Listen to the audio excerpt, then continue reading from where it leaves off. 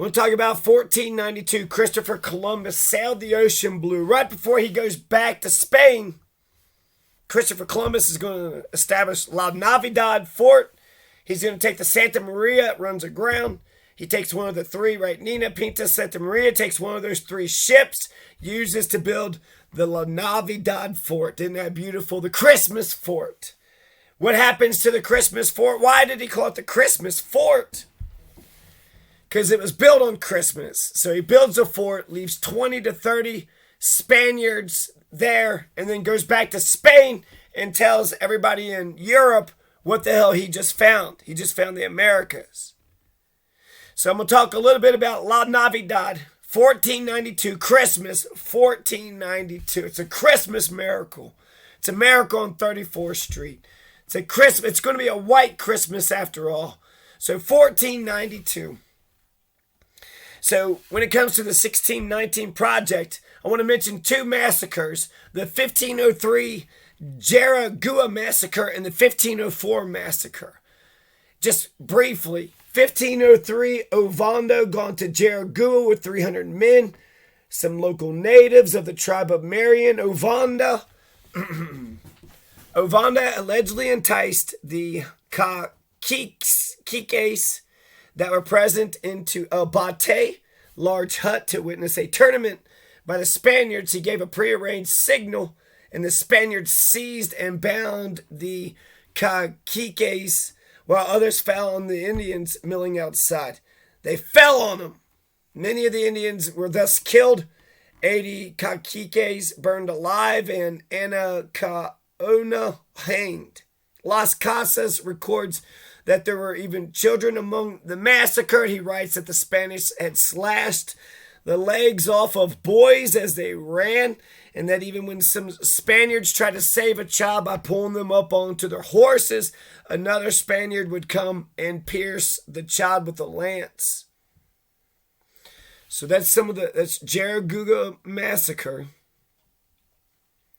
It's on Hispaniola, which is Haiti and Dominican Republic today. Apparently Ponce de Leon was something.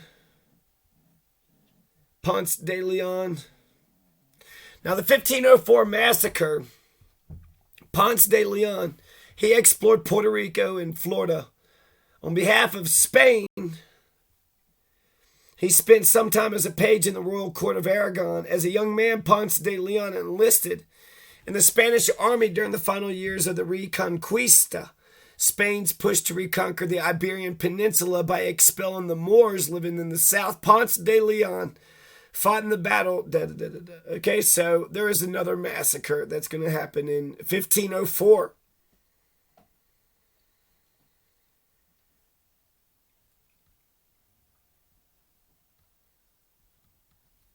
So let's talk about the Christmas colony, the Christmas fort, Christopher Columbus. So Christopher Columbus is coming from Christianity, right? Coming from the, what they call it, the Inquisition, the Spanish Inquisition.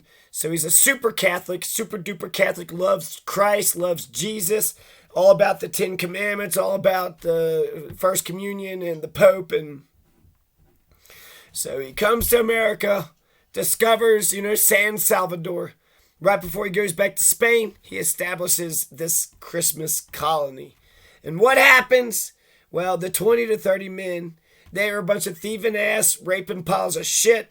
They kept on thieving and raping until eventually the natives got sick of it and killed them all. So let's get into the details. Details. Huh? You want details? All right, I'll give you some details.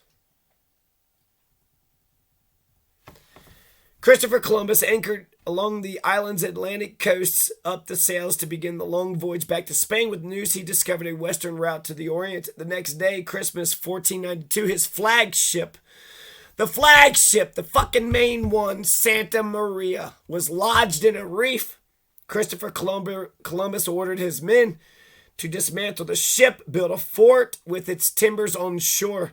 3 weeks later, Chris Columbus finally set sail aboard the Nina, leaving behind a fortified village. christened the Villa de la Navidad, and 39 sailors were charged with exploring the coast and amassing gold. So he left 39 sailors there in a fort. And we were told that the natives were peaceful and you could easily enslave them and do whatever you want. They didn't have to do that, but just look for gold. That's it, right? That was their main. A year later, Christopher Columbus is going to come back with 17 ships. Not just 3 ships, 17 ships.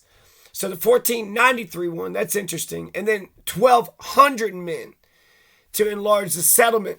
But once he gets back to La Navidad, it's in ashes. Not only were there no inhabitants and no gold, but it was all burnt down. It was all burnt down. We believe it's the Taino people, right? It was the Arawaks and the Taino people are the natives that they're on the island of Hispaniola. So Santa Maria drifted onto a bank, keeled over in a reef. After hearing from Guacanagari,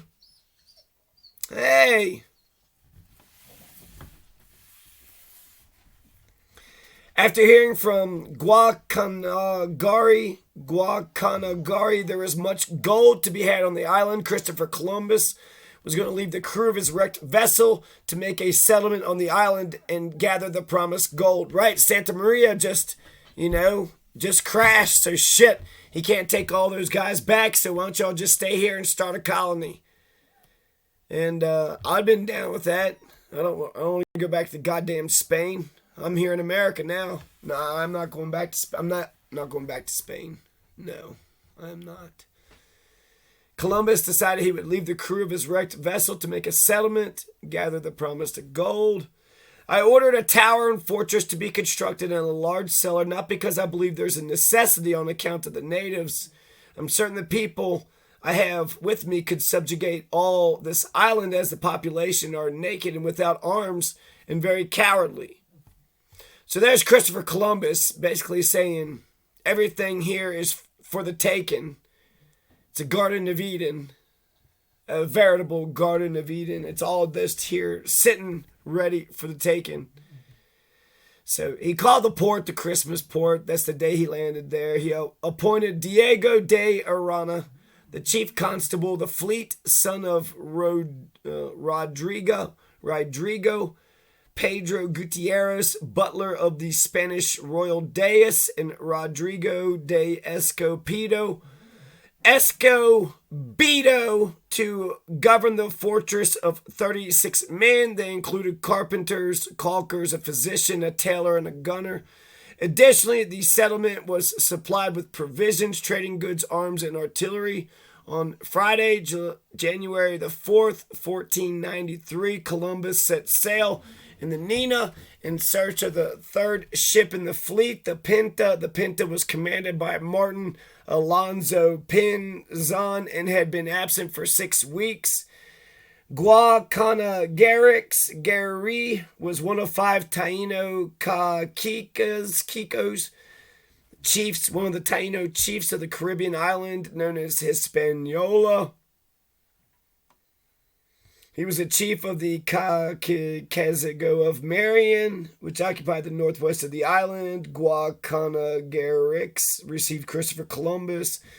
After the Santa Maria was wrecked during the first voyage, he allowed Columbus to establish the settlement of La Navidad near his village. The colonists remained there but were killed by a rival tribe before Columbus had returned on his second voyage. Guacanagari refused to ally himself with the other caciques who were trying to expel the Spaniards from the colony of Santo Domingo, and many times served as an informant and spy for the European settlers.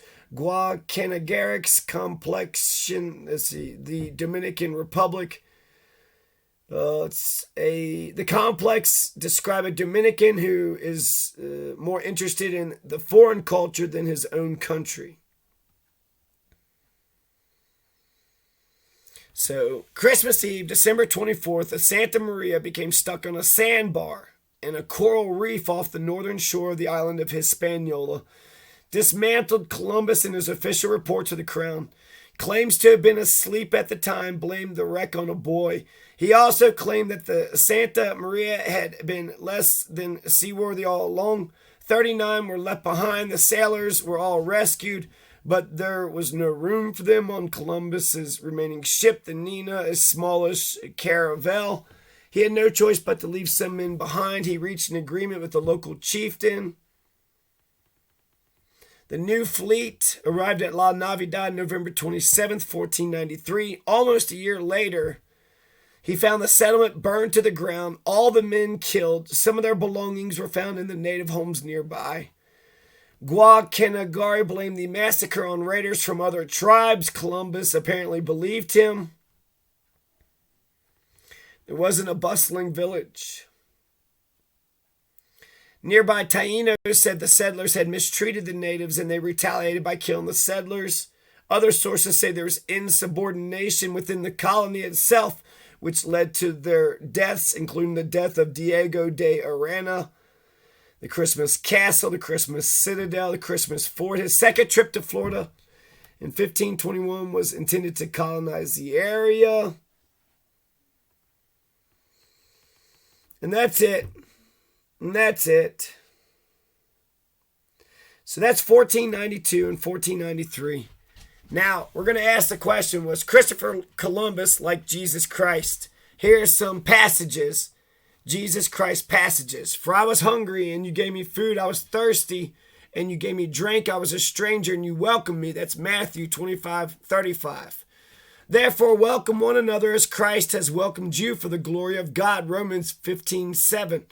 But no stranger had to spend the night in the street, for my door was always open to the traveler. Job 31:32. Let strangers feast on your wealth, and your toil enrich the house of another. Proverbs 5:10. When a stranger sojourns with you in your land, you shall not do him wrong. You shall treat the stranger who sojourns with you as a native among you, and you shall love him as yourself, for you were strangers in the land of Egypt.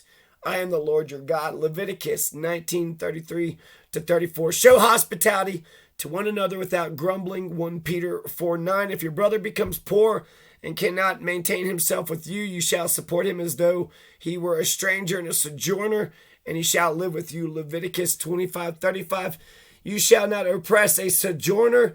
You know the heart of a sojourner, for you were sojourners in the land of Egypt. Exodus 23:9. Let brotherly love continue. Do not neglect to show hospitality to strangers, for thereby some have entertained angels unawares. Hebrews 13:1-2.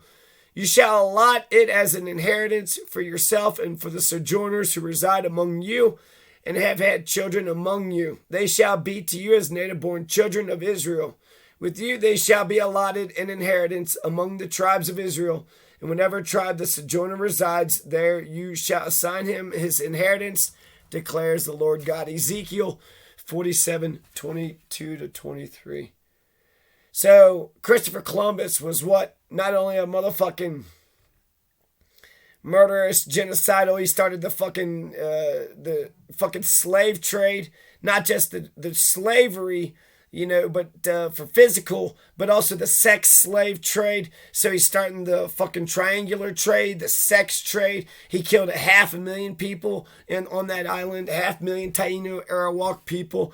He starts the fucking genocide. The Spanish were some of the most bloodthirsty psychos, Pizarros, Hernando de Soto, fucking Pizarro, Coronado. They're all a bunch of bloody fucking butchers, wiping out entire Mayans, Incans, Aztecs, just wiping anybody and everybody out in this, searching for gold in the name of Christianity. Bunch of sick sons of fucking bitches. Cortez, Coronado, Pizarro, De Soto. All these Spaniards, sons of bitches, were just fucking awful. And it all began with Christopher Columbus and his fucking Christmas colony. His La Navidad, his Christmas, his Xmas fort. And did they learn their fucking lesson? What happened to the fort? They want to rape and steal and their life of crime was, the people, the natives were resentful of it, hated it, and eventually did exactly what they should have done to a bunch of, raping, murdering, violent, thieving ass piles of shit. So the Christmas Colony, Christopher Columbus, 1492 project.